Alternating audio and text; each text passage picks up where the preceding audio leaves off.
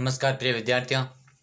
और आज हम बात करेंगे कांग्रेस की स्थापना के बारे में। यानी कि कांग्रेस जो संस्था थी, है ना, जो आज भी है, जो पहले की जो संस्था थी उस समय उनका किस प्रकार निर्माण हुआ था, उसके बारे में आज हम अध्ययन करेंगे।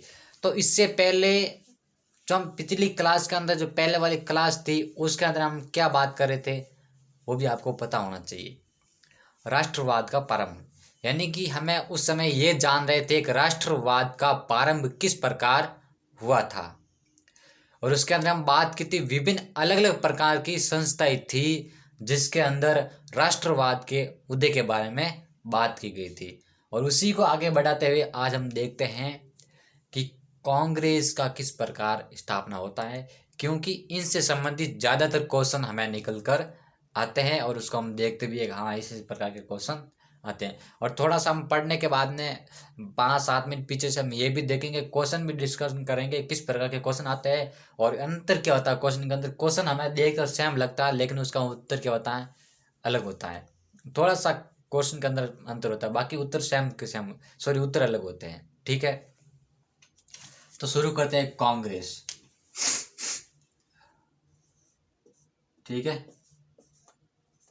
कांग्रेस की स्थापना।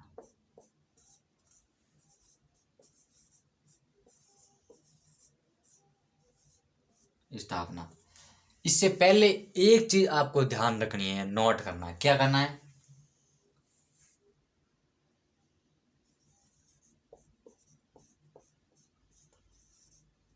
भारतीय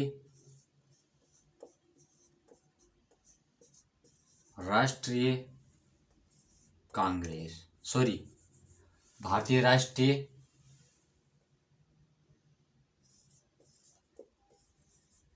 संघ। ठीक है, जिसे इंग्लिश में क्या कहेंगे? इंडिया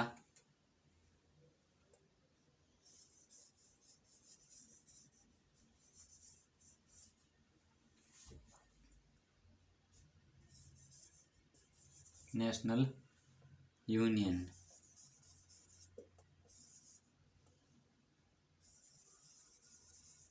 ठीक है, इंडियन नेशनल यूनियन की इंग्लिश के अंदर राइटिंग भी इतनी ठीक है नहीं, तो जैसे भी आपको हिंदी में ध्यान रखना है। भारतीय राष्ट्रीय संघ, जिसको इंग्लिश में बोलेंगे इंडियन नेशनल यूनियन, है ना। यूनियन का मतलब होता है संघ, इंडियन नेशनल यूनियन, तो उसका मतलब हो गया इंडियन नेशनल संघ, जिसे भारतीय राष्ट्रीय संघ कहते हैं। और इसकी स्थापना कब की गई थी उसके बारे में जानकारी लेते हैं। ठीक है, तो इसका एक 1885 के अंदर, अब ये घटना बहुत महत्वपूर्ण है और इसके अंदर हमारे एक बीच में आएंगे व्यक्ति ए ओ ह्यूम। ये ब्रिटेन के सेवानिवृत्त सैनिक थे। ठीक है, यानी कि अधिकारी थे, सेवानिवृत्त यानी कि जो अंग्रेजों के जो कार्यकाल में जो कार्य कर रहे थे, उन पद पर थे, उन पद से रिटायरमेंट हो गए थे। अब ऐसे समझिए एओ ह्यूम क्या थे? रिटायर थे, रिटायर जिसे हम सेवानिवृत्त कहते हैं। आपको पता होगा सर आप क्या पढ़ा रहे हैं, कांग्रेस की स्थापना पढ़ा रहे थे, लेकिन इसके बीच के अंदर ये कहाँ से आ गया? तो देखिए, कांग्रेस की स्थापना से पूरे हमें इसके बारे में जानकारी होनी आवश्यकता है, क्योंकि जो कांग्रेस की जो मेन जड़ है वो यहीं से निकलेगी। और विभिन्न जड़, जैसे एक पेड़ होता है, ठीक है, ये पेड़ है, शाखाएं, विभिन्न शाखाएं, ठीक है, और इस पेड़ की जो अलग अलग अन्य शाखाएं हैं, इसकी जड़ें हैं, है ना, ये जड़ें, इस जड़ों के बारे में हमने अध्ययन पहले वाली क्लास के अंदर कर दिया है। कौन सी क्लास थी? वही राष्ट्रवाद के प्रारंभ, जिसकी 2 क्लासें बनाई थी, 2 क्लासें बनाई थी। ठीक है ना, तो वो जरा सा देख लेना। अब ये किया है ओ ए ओ यूम, ठीक है, ओ ए ओ यूम, इसके बारे में जानकारी लेते हैं। जब ये सेना के अंदर थे तो उस समय एक चर्चा ही चल रही थी कि भाई भारत के अंदर जो मैन अधिकारी है, जो महत्वपूर्ण अधिकारी है, वो अपना दबदबा बढ़ा रहे हैं और हो सकता है कि जिस प्रकार 1857 की क्रांति हुई थी, ठीक है, और उसके बाद में 1875 में जो दक्कन में विद्रोह हुए थे, यदि इस प्रकार की घटना वापस उत्पन्न ना हो जाए, इससे पहले हम एक काम करेंगे, इन्हीं के द्वारा एक संस्था बना देंगे। तो ये संस्था क्या काम करेगी, हमको क्या देगी, निर्देश देगी, ताकि हम उसके आधार पर हम काम करेंगे। समझ में आ रही है? ये थी ए ओ हयूम की विचारधारा। तो ए ओ हयूम बात करता है, अंग्रेजों अधिकारी थे, जो अंग्रेजी शासन था उनसे बात करता है कि साहब जो इनके अधिकारी था वो था डफरीन, ठीक है। अंग्रेजों का अधिकारी उन टाइम शासन कौन था, वायसराय डफरीन। डफरीन डफरीन से बातचीत करता है। देखिए डफरीन को बोलता है, वो यही बात बोलता है जो मैंने अभी बताई है। उनको बोलता है देखिए, अगर हम कांग्रेस की स्थापना करने में कुछ रोड़ा डालते हैं, बीच में टांग अड़ाते हैं, तो ये हमारे लिए घातक होगा, वरना कांग्रेस के लिए नहीं, ये हमें नुकसान है। कौन बोल रहे हैं, ये ए ओ हयूम बोल रहे हैं। किसको बोले हैं, डफरीन को बोल रहे हैं। डफरीन कौन है, भारत का जो वाइसराय था उसका नाम था डफरीन, लॉर्ड डफरीन था, ऐसा नाम था, ठीक है।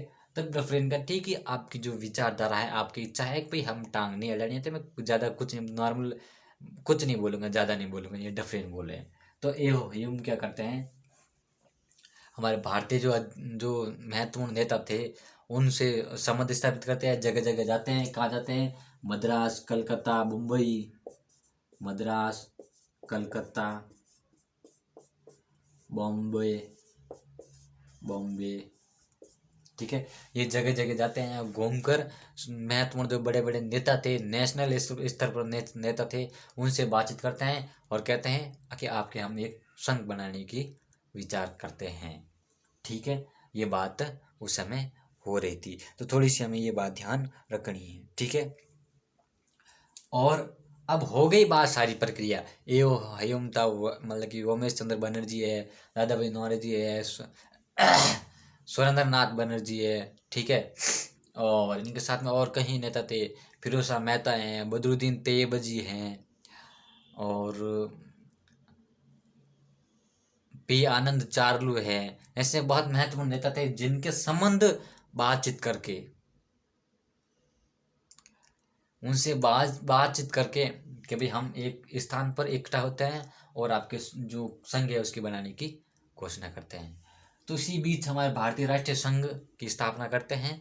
और ये जो संघ था, यानी कि जब स्थापना की गई थी और वह जगह निर्धारित की थी, वो जगह निर्धारित की थी पुणे में। कौन सी, कहाँ की थी, पुणे में,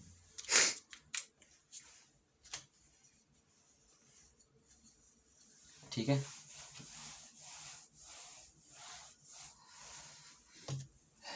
अब है ना, ए ओ हयूम और दादा भाई नौरोजी ये सारे इकट्ठे हो गए, और इन्होंने बोला अब कहाँ रखते हैं भाई संगठन, कि भाई सॉरी हमारा जो सभा है वो सभा कहाँ रखेंगे, कैसा सभा पुणे में रखते हैं।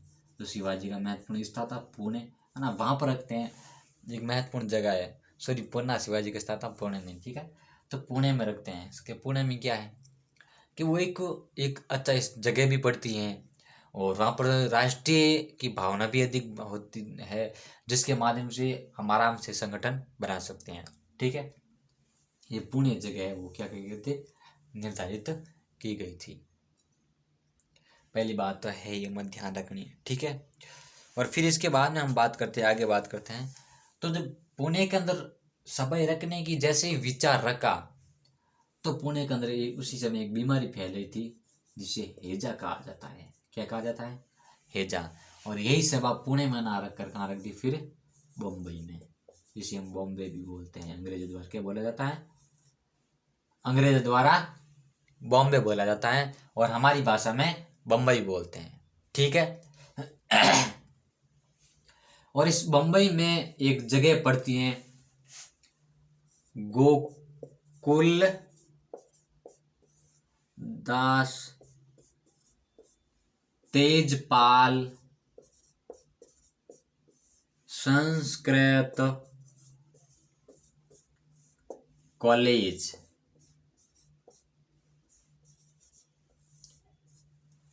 ठीक है, समझ में आ रही है, संस्कृत कॉलेज।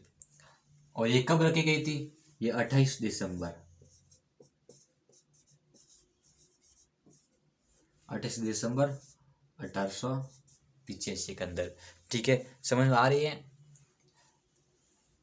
तो आपको क्वेश्चन कैसे पूछेंगे? क्वेश्चन तो यही पूछेंगे भाई, राष्ट्रीय जो भारतीय राष्ट्रीय संघ की स्थापना कब हुई थी, यानी कि कांग्रेस वगैरह, वो एक संघ था जो उसका नाम परिवर्तन फिर किया गया, कैसे किया गया वो भी बताएंगे। ठीक है, तो देखिए इसका जो स्थापना है वो 28 दिसंबर 1885 के अंदर की गई थी। किसकी? भारतीय राष्ट्रीय संघ की स्थापना कहाँ की गई थी? बम्बई के अंदर गोकुलदास तेजपाल संस्कृत कॉलेज।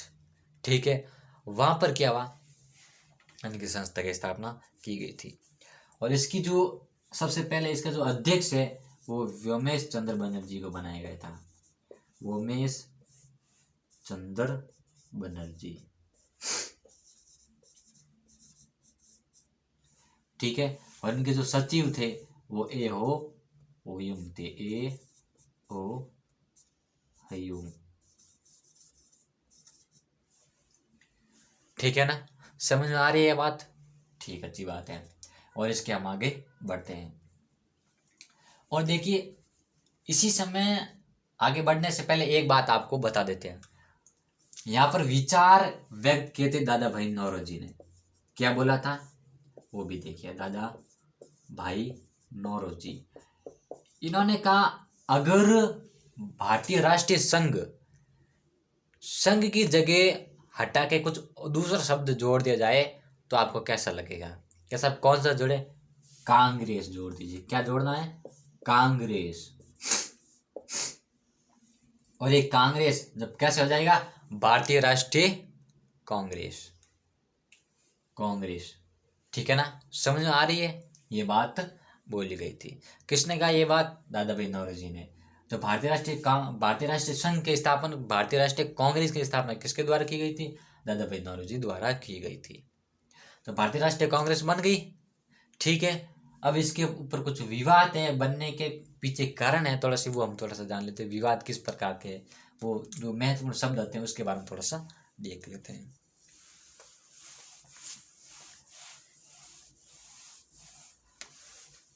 क्या आता है देखिए, पहला आता सेफ्टी। सेफ्टी वल्लभ सिद्धांत। ठीक है, सेफ्टी वल्लभ सिद्धांत। इसी को हम दूसरी भाषा में क्या बोलेंगे? सेफ्टी वल्लभ सिद्धांत को सुरक्षा कपाट। क्या बोलेंगे? सुरक्षा कपाट। सेफ्टी वल्लभ सिद्धांत, सुरक्षा कपाट, जिसके किसके द्वारा ये दिया गया था? ये ए ओ ह्यूम के द्वारा दिया गया था। जिसका क्या तात्पर्य था? सेफ्टी वल्लभ सिद्धांत एक ऐसा सिद्धांत था जो भारतीयों द्वारा ऐसा राजनीतिक संगठन की स्थापना करना जो विदेशी शक्तियों द्वारा भारतीयों पर कुशासन के रूप में शासन स्थापन करे, उनको रोकना। कैसे? जैसे अंग्रेज है, अंग्रेजों का भारत पर शासन है। ठीक है, और वह अंग्रेज ऐसी कोई प्रशासनिक व्यवस्था भारत में लागू करे जिनका विरोध करना, उनको रोकना, वो क्या कहलाएगा? सेफ्टी वल्लभ सिद्धांत कहलाएगा, जिसे सुरक्षा कपाट कहेंगे। ठीक है, और ये बात किसी ने समर्थन दिया है तो लाला लाजपत राय थे। लाला लाजपत राय। उनकी पुस्तक थी यंग इंडिया। ठीक है, इसके अंदर यंग इंडिया के अंदर उन्होंने इस बात के बारे में चर्चा की थी कि ठीक है,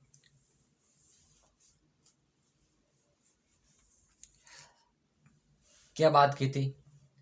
लाला लाजपत राय ने इसका समर्थन करते हुए यह भी कहा था कि एक नरमपंथी के द्वारा चलाया जाने वाला एक आंदोलन है और ये ब्रिटिश के हितों की सुरक्षा के बारे में अधिक बात करता है। भारतीयों की जो राजनीति, भारतीयों के जो प्रतिनिधित्व करने, भारतीय जो लोग भारतीय प्रतिनिधित्व करने वाले हैं उन पर ये प्रहार करती है। ये हमारे लिए एक प्रश्न चिन्ह है। कौन सी? सेफ्टी वालों सिद्धांत, जो कि ए.ओ. ह्यूम ने लाए थे, जिसका तात्पर्य क्या है? अंग्रेजों के अधीन काम करना। अंग्रेज चाहेंगे तब वो काम करे, इच्छा अनुसार कानून लागू करेंगे। हम चाहे कितनी भी मांग करें सेफ्टी वालों सिद्धांत के माध्यम से, सेफ्टी वालों सिद्धांत ये कहता है कि ब्रिटिश द्वारा या विदेशी शक्तियों द्वारा इस प्रकार का शासन लागू करने से उन ऐसा कुप्रथा या कुप्रशासन लागू करने से उनको रोकना, ये कहता है, लेकिन ये ऐसा काम नहीं करता है। यानी कि विदेशी द्वारा जो कुप्रथा शासन लागू करते हैं, एक अन्यायपूर्ण प्रशासनिक व्यवस्था को लागू करते हैं, तो उनको रोकने का काम कौन करेगा? ये भारतीय राष्ट्र संघ करेगा, जिसे सेफ्टी वालों सिद्धांत कहते हैं, इस सिद्धांत के माध्यम से। लेकिन लाला लाजपत राय इनको नकारते हुए कहते हैं कि ये क्या है? ये नरमपंथी है। क्या है ये? मतलब कि नरमपंथी पर प्रहार है, यानी कि उदारवादियों पर प्रहार है। ठीक है, ये कांग्रेस ब्रिटिश हित के कार्य में कार्य करेगी, ये भारतीय का प्रतिनिधित्व पर क्या करती हैं? भारत का प्रतिनिधित्व नहीं करेगी। जो रियल के अंदर भारत का प्रतिनिधित्व करना चाहिए, रियल में भारत की वास्तव में भागीदारी निभानी चाहिए, वो नहीं निभा रही है। मैंने पहले भी आपको बोला था कि जो ए.ओ. ह्यूम थे, उन्होंने कांग्रेस के भारतीय राष्ट्रीय संघ की स्थापना की थी, लेकिन करने का पीछे मकसद क्या था? उनका मकसद ये था कि ये कांग्रेस कहीं क्रांति वगैरह ना कर दे, इससे पहले इनका एक संगठन बना देते हैं, ताकि ये धीमी गति से मांग करती रहेगी और हम धीरे धीरे थोड़ा सा संशोधन करते रहेंगे और हम इस प्रकार का राज करते रहेंगे। लेकिन लाला लाजपत राय वो इस प्रकार का इनका विरोध करने काम करते हैं। ठीक है, तो इसके बाद हमारा था तड़िक चालाक सिद्धांत। तड़िक चालाक सिद्धांत क्या है? तड़िक चालाक सिद्धांत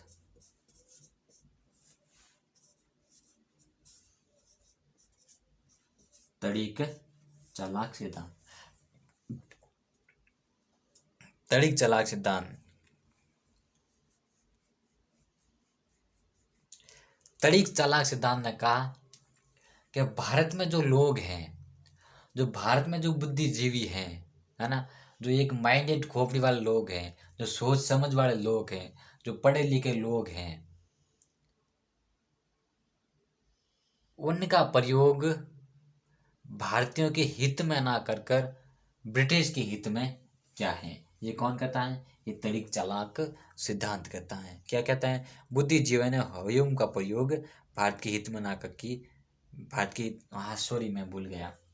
तड़िक चालाक सिद्धांत ये अलग है। किससे अलग है? थोड़ा सेफ्टी वालों सिद्धांत। सेफ्टी वालों सिद्धांत ए.ओ. ह्यूम है ना, ये तो सही बोलता है, लेकिन लाला लाजपत राय इनका उल्टा सिद्धांत निकालते हैं, जो काफी सत्य के रूप में भी साबित होता है। ठीक है, लेकिन तड़िक चालाक सिद्धांत है ये थोड़ा सा अलग है। ठीक है, मैंने वो बताया था, वो थोड़ा सा गलत है पहले वाला। कैसे? देखिए, तड़िक चालाक सिद्धांत के अंदर ये कहा गया है कि जो बुद्धिजीवी हैं भारत में, जो बुद्धिजीवी विकास वाले जो लोग हैं, उन्होंने ए.ओ. ह्यूम है ना, ए.ओ. ह्यूम है, इनका जो प्रयोग है वो भारत के हित में किया है, ना कि ब्रिटिश के हित में। यानी कि भारत में जो शिक्षित लोग हैं, जो बुद्धिजीवी लोग हैं, जो नेता हैं, जैसे दादा भाई नौरोजी हैं, फिरोज शाह मेहता हैं, बदरुद्दीन तैयबजी है, उमेश चंद्र बनर्जी है, सुरेंद्रनाथ बनर्जी है, ठीक है, पी आनंद चार्लू है, और ऐसे कई नेता हैं जिन्होंने ए.ओ. ह्यूम का प्रयोग भारत के हित में क्या है, इन्होंने जब इनका प्रयोग किया था, एक सोच समझ कर प्रयोग किया था, ये तड़िक चालाक सिद्धांत कहता है। तो क्वेश्चन पूछ भी ले तड़िक चालाक सिद्धांत क्या है, तो उसमें से ऑप्शन दे देगा जो ये मतलब कि बुद्धिजीवी द्वारा ह्यूम का प्रयोग भारत के हित में, या फिर बुद्धिजीवी द्वारा ह्यूम का प्रयोग ब्रिटिश हित में, या बुद्धिजीवी का प्रयोग भारत या ब्रिटिश दोनों के हित में, या बुद्धिजीवी का प्रयोग भारत की अशिक्षा को बढ़ाने के लिए, या फिर आतंकवाद या भ्रष्टाचार बढ़ाने के लिए। 4 ऑप्शन दे देगा, तो इसमें से चूज करना होता है। वो आपको चूज करना है। तो थोड़ी सी ये बात है, आपको ध्यान रखनी है, ठीक है। फिर गोपाल कृष्ण गोखले ने ये जो बात की थी ना तर्क सिद्धांत वाली, जो एओ में इनको मतलब भारत के हित में स्वीकार किया है, भारत के हित में इनका प्रयोग किया है, ना कि ब्रिटिश हित में। तो ये गोपाल कृष्ण गोखले ने यह बात बोली थी। किसने बोली थी? गोपाल कृष्ण गोखले जी ने। ये very very most and important, Gopal Krishna Gokhale ji, ठीक है। ये बात ध्यान रखिए, ये हो जाती है। फिर अखिल भारतीय सिद्धांत की आवश्यकता क्या क्या थी? तो वही थी हमें आवश्यकता 1857 की क्रांति के बाद आ गया था। दक्कन का विद्रोह 1875 के अंदर, है ना, यही थोड़ी बातें हैं, ठीक है। और इसकी आवश्यकता पर दादा भाई नौरोजी ने इंग्लैंड में डेब्ट टू इंडिया में धन की निकासी जैसे मुद्दों पर प्रमुख कार्य की थी। इंग्लैंड में डेब्ट टू इंडिया, डेब्ट टू इंडिया, डेब्ट टू इंडिया, इस नाम की संस्था थी। इसके माध्यम से अंग्रेजों की जो महत्वपूर्ण जो वास्तव में रियलिटी उनकी जो ताकत थी वो उसके जागरूक की थी। तो ये थोड़ा सा इसका टॉपिक था। इसके मतलब कि जो भारतीय राष्ट्रीय कांग्रेस संघ की स्थापना के बारे में, ठीक है। और इसका जो प्रथम चरण होगा वो एक नए अध्याय के रूप में होगा, उसके बारे में हम अध्ययन करेंगे। तो उससे पहले इसके संबंधित कुछ क्वेश्चन है वो देख लीजिए, मैंने पहले भी बताया था क्वेश्चन, ठीक है। पहला क्वेश्चन क्या है? कांग्रेस की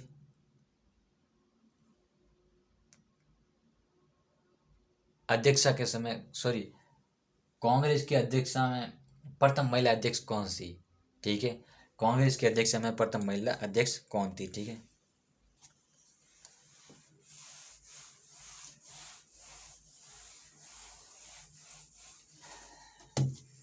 पहला क्वेश्चन क्या है? कांग्रेस की अध्यक्षता में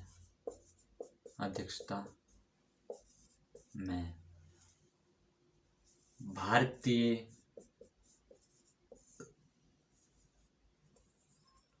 प्रथम महिला कौन थी? ठीक, पहला क्वेश्चन तो ये बता, ठीक है। दूसरा क्या है? भारतीय राष्ट्रीय कांग्रेस की अध्यक्षता में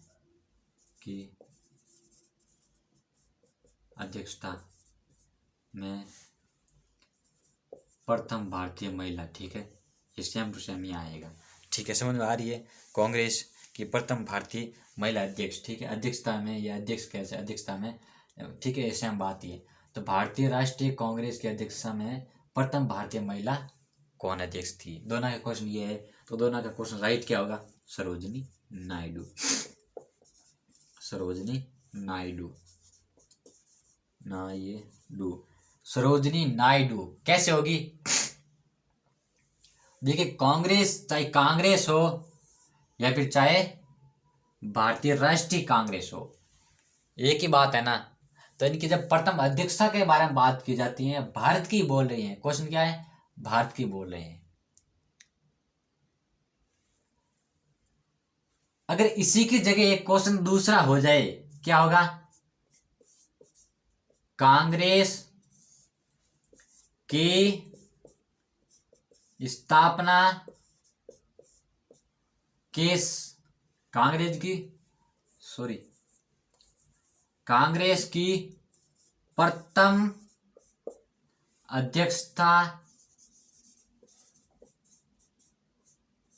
की प्रथम अध्यक्षता, में महिला अध्यक्ष कौन थी? क्वेश्चन अलग लगा रहे हैं ना, अध्यक्ष कौन थी, यही क्वेश्चन होता ना। तो इसका उत्तर क्या होगा? देखिए, इसका उत्तर के बारे में बात की जाए तो एनी बेसेंट होगा। क्या होगा? Annie Besant. तो इसमें अंतर क्या है? आपका दिमाग में यही चीज आएगी, सर इसके अंदर अंतर क्या है? हमें अंतर नहीं पता है, अंतर बताइए। तो अब 3 क्वेश्चन आपके सामने हैं, जिनका 2 का उत्तर तो सेम है लेकिन तीसरा का अलग है। अगर ज्यादातर हमें कंपटीशन एग्जाम के अंदर इसी प्रकार के क्वेश्चन पूछते हैं कि कांग्रेस की प्रथम अध्यक्षता में महिला अध्यक्ष कौन थी, या फिर कांग्रेस की प्रथम कांग्रेस की अध्यक्षता में प्रथम भारतीय महिला कौन सी? अब भारतीय तो हम भूल जाते हैं, अब प्रथम महिला ध्यान रखते हैं तो कहीं सरोजिनी नायडू दिखता है वहाँ राइट कर देते हैं, या फिर एनी बेसेंट दिखता है वहाँ राइट कर देते हैं। और जब इन दोनों के अंदर कंफ्यूज वाला क्वेश्चन पूछेंगे तो दोनों में से जो सही उत्तर होगा दोनों में से एक वो क्या इसमें से हटा देंगे और उसके जगह दूसरे दे देंगे। जब सरोजिनी नायडू दी जाएगा आपको तो उसका क्या करेंगे, सरोजिनी नायडू उत्तर कर देंगे। तो ये बात आप तीनों में से आपको ध्यान रखनी है, कांग्रेस की अध्यक्षता के संबंधित, फिर कांग्रेस की प्रथम अध्यक्षता में महिला अध्यक्ष यानी कि भारत के नहीं पूछ रहे हैं, कहीं की भी हो वो पहले महिला अध्यक्ष पूछ रहे हैं तो कौन होगी, एनी बेसेंट होगी। ठीक है, अब बात करते हैं राष्ट्रवाद के उदय के बारे में। कांग्रेस की स्थापना का कांग्रेस का जो उदारवादी चरण है ना, जो प्रथम चरण उदारवादी प्रथम चरण किस प्रकार का था उसके बारे में बात कर लेंगे, आज करें या फिर कल करेंगे, टाइम ज़्यादा हो गया, ठीक है ना। तो अगली क्लास में उसके बारे में अध्ययन कर लेंगे ताकि आपको समझ में भी अच्छी तरीके से आ जाएगा और समझ भी लेंगे आप, ठीक है। और इससे पहले एक थोड़ा सा एक क्वेश्चन भूल गया था, कांग्रेस का 5वां अधिवेशन हुआ था, कब हुआ था, 1885 के अंदर, जो कि हुआ था मुंबई के अंदर, ठीक है। और उसके अंदर महिलाएं जो शामिल हुई थी इसके अंदर, एक तो थी पंडित रमाबाई। कौन थी, पंडित रमाबाई।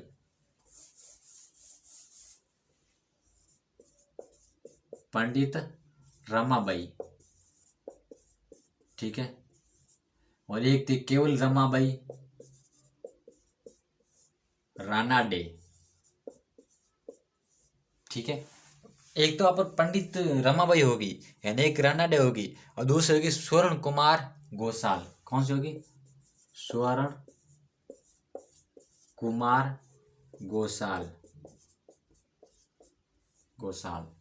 ठीक है। ये है।